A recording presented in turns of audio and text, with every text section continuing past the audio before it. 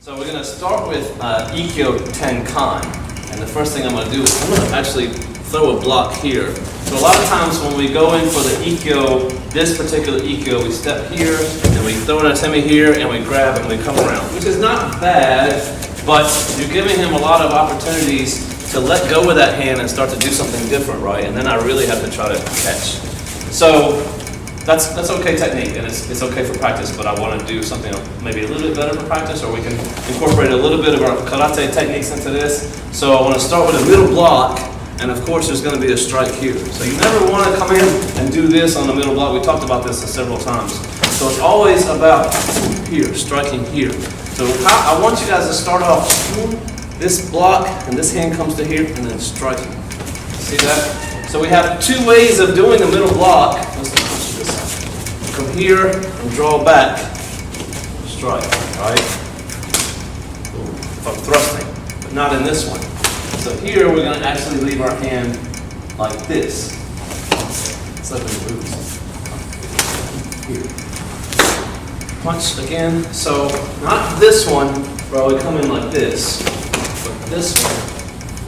So you guys see the difference? So one is here and one is more like this on the other side. So the first one is here. I kind of draw back because I'm going to punch, but I'm not going to do that with this technique. So I'll need to leave this hand in this position so that when I strike it comes right out. So slowly, see that? Little middle block. Boom. Now I can come in and pick up the Aikido. I'm going to come around, come down. So here, yep. This is the first movement, all right? Boom, here, striking. Then you can pick up the Aikido, moving into him, controlling the arm like this. Made a mistake. What was it? Strike here. I didn't catch his hand, but it wasn't too bad because once I got the leverage, see, I don't even have his hand. But once I get the leverage here, I still have control. So ideally, you want to be on the hand with more control. But even here, if you have the right leverage, grabbing 1, 2, moving in. Maintain your proper mind. If you're too far out, you won't be able to control him. But if I'm in, I can take control instead of slip back. Sorry. I didn't do that one. So slowly, 1, 2. See that? This is important. Don't come back here. Make sure that the hand comes up. I got my elbow right here. Boom. Very important, this entry. Boom. Now I can come in, keeping the pressure against him the whole way.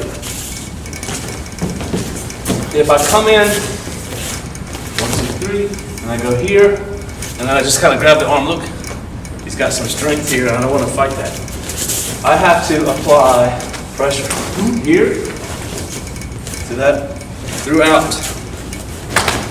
And if he starts to move, I have to change the angle of the pressure. Right? Yeah. Okay.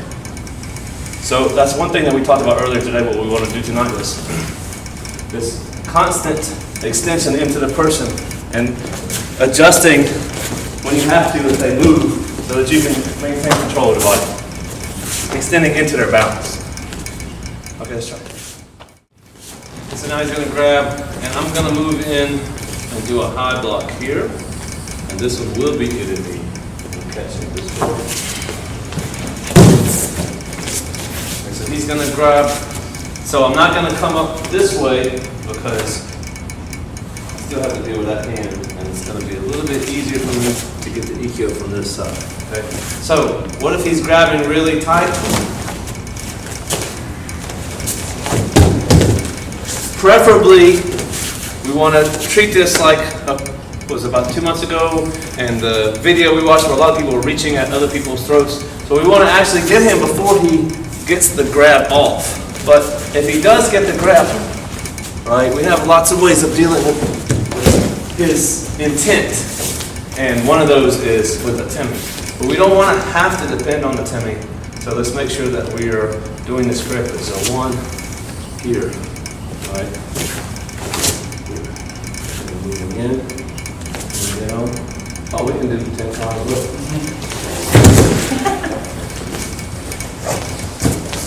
So this one actually I think will be easier than the one we just did. 1, 2.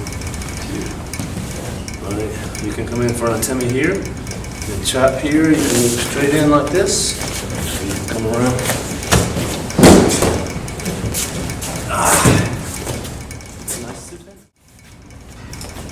Same 2 entry. Well, we'll just do the first one.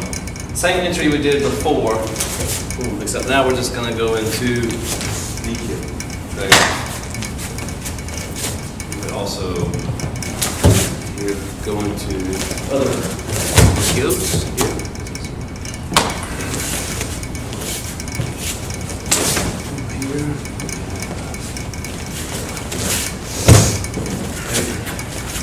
You do a lot of stuff. Same interest. So if you want to play around with that, or if you just want to stick to this one basic 1, 2, go right into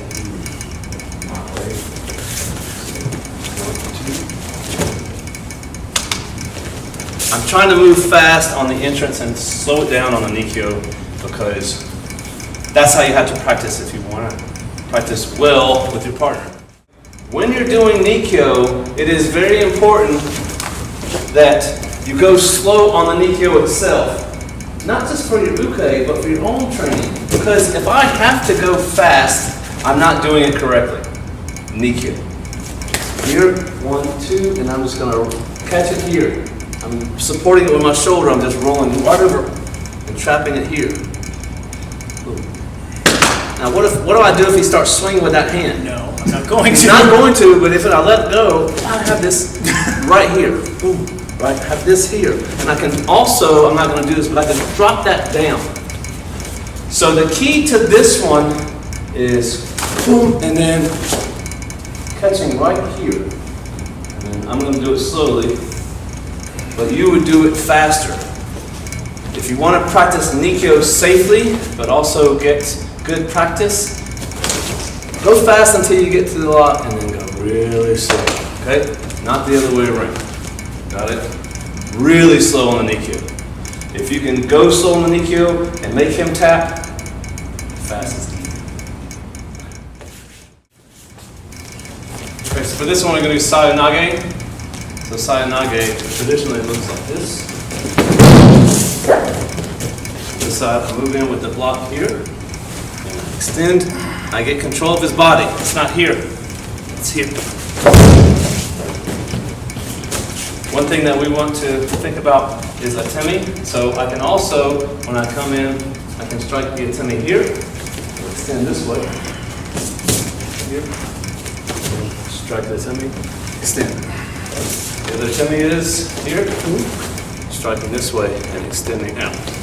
Either way, even if I strike, I'm not going to make this an arm movement here because that's not going to take him out. I need to shift my body in. Okay, so he's going to grab here, come in like this, trap. This is just called, this is suenaka-ha here. So, often in the suenaka-ha he will grab, and there's a way to get into the suenaka-ha where you catch him here. And we've talked about this. You can do the gi grab, which is not very good for the street. You can do the fleshy grab, which is not very good for your uke, but good on the street. And you can do the whole tricep grab, which is okay for either situation. It gives you a pretty good grip. We're not going to do that here. We're doing something different. We're entering with a karate block here. And then we're striking here. And then catching. You don't have to strike right here. I can just come in and catch him. And he will fall. Because I did suenaka-ha to a person who threw a punch at me, and it worked very well, and I did not punch him. He went right to the ground. He cannot control his balance. And another thing that we're doing is, when I bring my hand up here, I may or may not hit him in the face, but I'm definitely going to have my hand up here so that if he goes for a punch or a grab or something, I can deal with it. So slowly, let's go. He can either have the grab on or not. For this one, it doesn't really matter because I'm coming here and and I'm striking, and I'm catching. Same thing as before. I don't know what will happen if he hangs on. Hang on. If he hangs on, you don't want to be bent over like this because you'll fall over. So if he's hanging onto your gi, which on the street, I guess if you're wearing a jacket, it could be a situation. If you're wearing a t-shirt, it's probably just going to tear. But if you're wearing a jacket or something like that, then he could definitely hang on to that. So be cognizant of that. Here, boom, here, trapping, and then maintaining my balance so that I'm not bending over like this when I drop it, but I'm here. Okay? Some of your toes. Right.